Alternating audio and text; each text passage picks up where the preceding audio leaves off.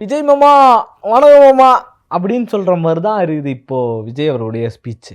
கரூருக்கு போனார், பேசினார், எப்பேற்பட்ட திட்டங்களை அனௌன்ஸ் பண்ண போயிருக்காரு, எப்பேற்பட்ட ஒரு புனிதமான காரியங்களை அங்கே செய்ய போயிருக்காரு. கிட்டத்தட்ட 31 பேருக்கு இன்றைக்கி அரசாணை கொடுத்துருக்காரு. அந்த வேலைக்கு கொடுக்கறதுக்கான அரசாணை எவ்வளோ நல்ல விஷயம். அதில் ஒருத்தவங்க மட்டும் 10 லட்ச ரூபா மட்டும் வாங்கிக்கிட்டாங்க, நிதி உதவி கொடுத்துருக்காங்க. ஏன் அப்பா விட்டு போனோம் நான் கேட்குறேன், ஏன் அப்பா விட்டு போனோன்னு நான் கேட்குறேன். மனசாட்சி இருந்தால் அதை செஞ்சுருப்பாங்களா? இதை இப்போ செய்கிறதா? ரொம்ப ஓப்பனாக தெரியுது. தேர்தல் பிரச்சாரத்தை அங்கே பண்ணிட்டு வர்றாரு. எப்பட்றாடி சொல்கிற? அவ்வளோ பேசியிருக்காரு, தேர்தல் பிரச்சாரம்ட்டு வரைய அப்படின்றீங்க. ரொம்ப தெளிவாக பாருங்கள், எண்டில் என்ன சொல்லியிருப்பார், தேர்தலுக்கு முன்னாடி என்ன சொல்லியிருந்தார், கான்ஃபிடெண்ட்டாக இருங்க, வெற்றி நிச்சயம். இப்போ எதுக்கு உங்களுக்கு வெற்றி? அதான் ஜெயிச்சிட்டிங்கல்ல, இப்போ நீங்கள் தானே முதல்வர், அது உங்களுக்கு ஞாபகம் இருக்குதா? கரூருக்கு போய் அந்த மக்களுக்கு என்ன செய்யணுமோ அதை செய்யாமல், அதாவது அந்த லெதர் இன்ஸ்டியூட்டு அதெல்லாத்தையும் திறந்து வைக்கிறதா போனார். இப்போ அப்படி போயிட்டு அங்கே அந்த வேலைகளை செய்கிறது மட்டும் இல்லாமல், சரி ஒரு மக்களுடைய பணி இருக்குது, அந்த மக்கள் நம்மளால் உயிரிழந்திருக்காங்க அப்படின்ற கொஞ்சம் நம்மளால் அப்படிலாம் ஐயோ அவர் ஒத்துக்கவே மாட்டாருங்க, அப்படியே எடுத்து யார் மேலாம் போயிருக்கு. இதில் வேறு போலீஸ் சொன்னாங்க, அவங்க தான் கூட்டின்னு வந்து நடுவில் விட்டாங்க. போலீஸ் தான் லைட் ஆஃப் பண்ணி போட சொன்னாங்களா சார்? மாமா போலீஸ் தான் லைட் ஆஃப் பண்ணி போட சொன்னாங்களா மாமா? என்ன மாமா நியாயமா இது அப்படின்னு 4 பேர் கேட்க மாட்டாங்களா? இல்லை நான் கேட்குறேன், போலீஸ் உங்களை உட்காந்துன்னு இப்படி வச்சுங்கன்னு லைட் ஆஃப் பண்ணி போடு இப்படி வச்சுக்கின்னு இந்த கத்தி படம் காட்டுறீங்களாங்க, மேலே ஏறி பாடினீங்க ஐயா. கரூருக்கு போனாலே உங்களுக்கு பாட்டு எங்கேருந்து வருதுன்னு தெரில. பாட்டிலுக்கு 10 ரூபா 10 ரூபான்னு பாடினீங்க. இன்றைக்கி நிற்காமல் ஓடு ஓடு ஓடு திருச்சி ஏர்போர்ட்டில் ஓடு ஓடு ஓடு ஓடுன்னு ஓடுனீங்களே. கேட்டாங்க திருச்சி ஏர்போர்ட்டில் சொல்கிறாங்க, ப்ரெஸ்ஸு சொல்லுது, அந்த இடத்துல ப்ரெஸ்காரங்க சொல்கிறாங்க, சார் 31 உசுர் போயிருக்கு சார், ஏதாச்சும் சொல்லிட்டு போங்க சார். அப்படியே ஏறி போனால் தானே நீங்கள் பாடலாமா? தகுதி இருக்கா? ஒரு அடிப்படை தகுதி இருக்கா? அந்த மக்கள் மேலே கொஞ்சோண்டு கருணை இருக்கா? இதில் வெளியே வந்து ஒருத்தர் வேறு பாவம் மனுஷன் ரொம்ப நொந்து போயிருப்பார் போல், ரொம்ப நம்பியிருப்பார் போல், அழுதுகிட்டே அவர் வந்து ஆணையை கொடுத்தாரு அப்படின்ட்டு. அழுக வரலன்னா நான்லாம் எனக்கு கேட்டிருப்பேன். அந்த மேடையில் ஏற்றி நிறுத்தி காட்டியிருக்கணும்ல, தியாகிகள் இவங்கள்லாம், நமக்கு குடும்பத்தை சார்ந்த எல்லாரும் தியாகிகள், 41 பேர் ஃபோட்டோவும் வச்சுருக்கணும்ல, ஏன் வைக்கல? 36 பேருக்கு மட்டும் கொடுத்தீங்களே. 36 பேரில் அந்த 5 பேர் வேணான்ட்டாங்க, 31 பேர் தான். அதில் 30 பேருக்கு வந்து என்ன அரசாணை வேலை கொடுத்துட்டீங்க. ஒருத்தர் மட்டும் 10 லட்ச ரூபா நிவாரணம். அதுக்கு முன்னாடி 20 லட்ச ரூபா நிவாரணம் கொடுத்தீங்கல்ல, அரசு சார்பில் இருந்து 10 லட்ச ரூபா நிவாரணம் கொடுத்துருக்காங்கல்ல. அப்போல்லாம் என்ன பண்ணீங்க? உங்கள் கட்சிக்காக பேனர் வச்ச ஒரு பையன் இறந்துருக்கானு மதுரையில், அந்த பையனுக்கு ஒரு நினைவு கூட்டம். இந்த கரூருக்கு தானே போனீங்க, ஒரு நினைவேந்தல், ஒரு கண்ணீர் அஞ்சலி, ஒரு நினைவு அஞ்சலி, ஒரு மௌன அஞ்சலி, இது வரைக்கும் தாவேகா சார்பில் இருந்து ஒரு எல்லவும் கிடையாது.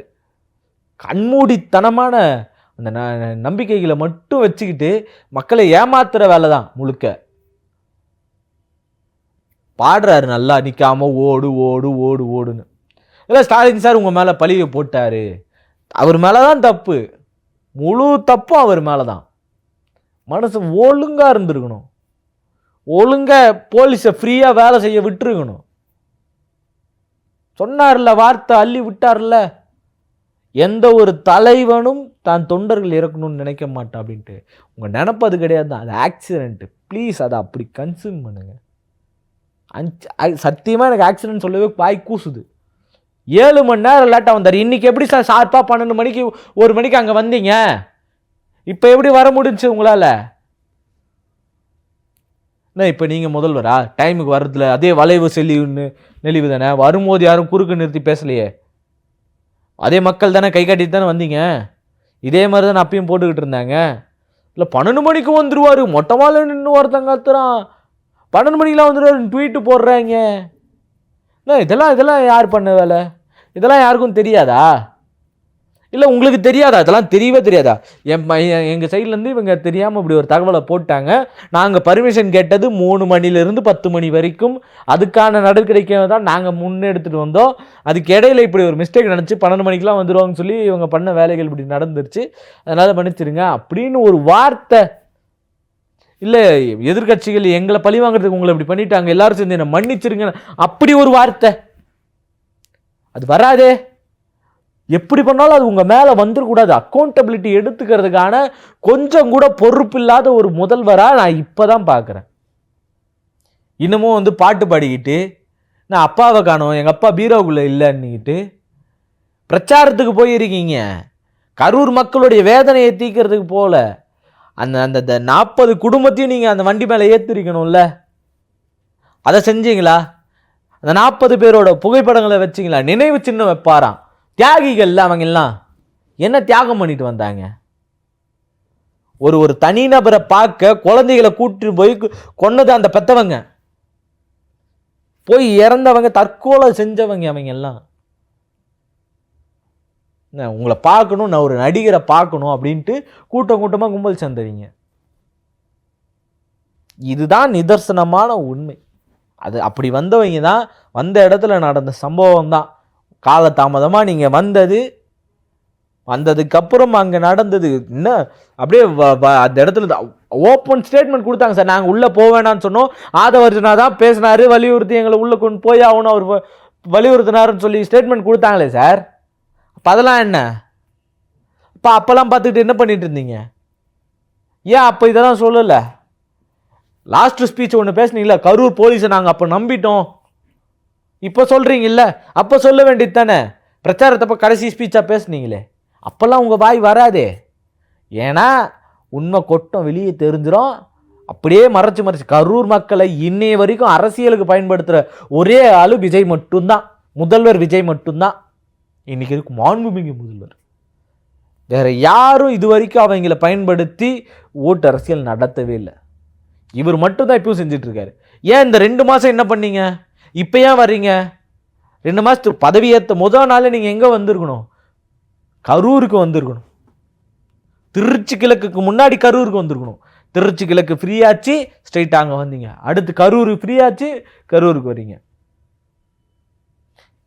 அவர் எம்ஆர் விஜயபாஸ்கர் ரிசைன் பண்ணுற வரைக்கும் ஏன் அனௌன்ஸ் பண்ணல? அதெல்லாம் அப்பயே முன்னாடியே சொல்லியிருக்கணும்ல, முன்னாடியே அந்த பிளான் இருந்திருக்கணும்ல. அவர் வேற பின்னாடி நின்றுக்கிட்டு நிரந்தர முதல்வர் தளபதி விஜய் தானே, இதுக்கு முன்னாடி அதே வாய் தான் பேசுச்சு. என்னன்னு நிரந்தர முதல்வர் புரட்சி தலைவி அம்மா அவர்கள் தானே, அதே வாய் தான் பேசுச்சு. இந்த வாய்க்கெல்லாம் எங்கே போகுது, என்ன பண்ணுது? மக்கள் அந்த அளவுக்கு இன்னமும் அவங்க பணியை வாங்கிக்கிட்டாங்கல்ல, அவங்களுக்கு ஒன்றும் பிரச்சனை கிடையாது. அவங்களுக்கு கிடைச்சதில் எந்த ஒரு அவங்க கிடைக்கக்கூடாதுன்னு கிடையாது. ஆனால் 26 இடம் மட்டும் டிஎன்பிசியில் வேக்கன்ட் விடுறீங்க. 26 இடம் மட்டும்தான் இப்போ வரைக்கும் விட்டுருக்குது. 31 காலி பணி, 31 பேரை பணி அமர்த்துறீங்க. அப்போ என்ன கண் தொடைப்பு இதெல்லாம்? இப்போ எக்ஸாம் வைக்கிறது, பயிற்சி நடத்துறது, காலங்காலமாக உட்காந்து படிச்சுக்கிட்டு இருப்பானுங்க. இந்த முட்டாள்தனமான எந்த ஒரு மாயையிலையும் சிக்காமல் உங்கள் ஃபோட்டோஸு வீடியோஸு எதுவும் அவன் பார்க்காதது அவன் குத்தம், உங்கள் ரீல்ஸ்லாம் அவன் பார்க்காதது ஒரு குத்தம். என்ன அவன் பார்த்து இருந்தானா முழுக்க அப்படி வந்து இருப்பான். அந்த 41 பேரில் இவனும் ஒருத்தனாக இருப்பான், இல்லை அந்த ஆயிரக்கணக்கான கூட்டத்தில் இவனும் ஒருத்தனாக இருப்பான் இல்லையா? அப்படி எதுவும் நடக்காததுனால அவனுக்கு தண்டனை இது. அந்த தண்டனையோட வெளிப்பாடு அவனுக்கு இன்றைக்கி வேலை கிடைக்காது. அவங்களுக்கெல்லாம் இன்னும் கொஞ்சம் லேட் ஆகும் வேலை கிடைக்கிறதுக்கு. இவங்களுக்கு முன்னாடியே கிடச்சிடும். ஏன்னா இவங்க தியாகிகள். மொழி போரில் செத்தாங்க, என்ன மிகப்பெரிய தியாகியை பார்க்க வந்து செத்தாங்க. ஏன்னா மக்களுக்காக தான் உயிரையே பாய்ச்சிக்கிட்ட ஒரு ஆளோ, இல்லை மக்களுக்காக தான் வாழ்நாளை அர்ப்பணிச்சுக்கிட்ட ஆளோ பார்க்க வந்து இங்கே இருந்தாங்க. இதேமாதிரி இன்னும் சில சம்பவங்கள் நடந்திருக்கு. இங்கே கூட்ட நெரிசலில் யாருமே இறக்கலையா அப்படின்னு கேட்டிங்கன்னா அப்படிலாம் கிடையாது. இங்கே இதே மெரினாவில் வந்து ஒரு சம்பவம் நடந்திருக்கு. கிட்டத்தட்ட 5 பேர் வந்து உயிரிழந்திருக்காங்க. இந்த ஏர் ஷோ அரசாங்கத்தோடைய ஒரு செலவில் நடந்த அரசாங்கத்தோடைய ஒரு விழா அதில் நடந்துச்சு. அதுக்கு அரசு வேலை கொடுத்தாங்க. சரியான ஒன்று. அது அரசு செஞ்சதில் மிஸ்டேக். அதுலேயும் 5 லட்சம் பேர் வந்திருந்தாங்க. 5 லட்சம் பேரில் 5 பேர் இருந்தாங்க. இங்கே வந்து 35,000 பேர். என்ன அதில் 41 பேர் உயிரிழந்தாங்க. காரணம் என்ன? அவங்களுக்கு அங்கே வெயில், இங்கே கூட்ட நெரிசல். நீங்கள் வருவீங்கன்ற தவிப்பு மட்டும்தான். அவ்வளோ கூட்ட நெரிசல், எல்லாம் மாறி மாறி பேச்சை கண்டினியூ பண்ணணுமான்னு அங்கே பேசிட்டு இங்கே வந்து இப்போ இப்படி 6500 போலீஸ் இன்னைக்கு மட்டும் குவிக்கப்பட்டிருக்கு. ஏன் அதே திருச்சி கிழக்குக்கு செய்யலை? திருச்சி கிழக்குக்கு ஏன் 5000 பேருக்கு மட்டும் கொடுத்தீங்க? 5000 பேர் தான் உங்களுக்கு ஓட்டு போட்டாங்களா? இது எல்லா கேள்வியும் எல்லாருக்குள்ளேயும் வருது இல்லை? கரெக்டாக எப்பா பேசுகிறத நாங்கள் பேசிக்கிட்டே இருப்போம். எங்களுக்கு மண்டை அவ்வளோ கோபம் இருக்குது உள்ளுக்குள்ளே. அது எல்லா கோபத்தோடைய வெளிப்பாடுகளாக இடைத்தேர்தல் எங்கள் தொகுதியில் வந்துருச்சுன்னா நாங்கள் வெளிக்காட்டியிருப்போம். ஆனால் நீங்கள் இப்போ ஷாப்பிங் பண்ணுறீங்க, என்னென்னவோ பண்ணுறீங்க, எல்லாத்தையும் பண்ணி முடிங்க. என்ன ரீல்ஸுக்கு தான் இன்னும் பதில் சொல்லுங்கிறீங்க. அப்படியே மோடி மாதிரியே பேசிக்கிட்டு இருக்கீங்க. இன்னமும் எவ்வளோ ஏமாற்றணுமோ ஏமாறுங்க. ஏமாறுறதுக்கு இந்த மக்களும் நாங்களும் தயாராக இருக்கோம். ஏமாந்துட்டு போகிறோம். நன்றி, வணக்கம்.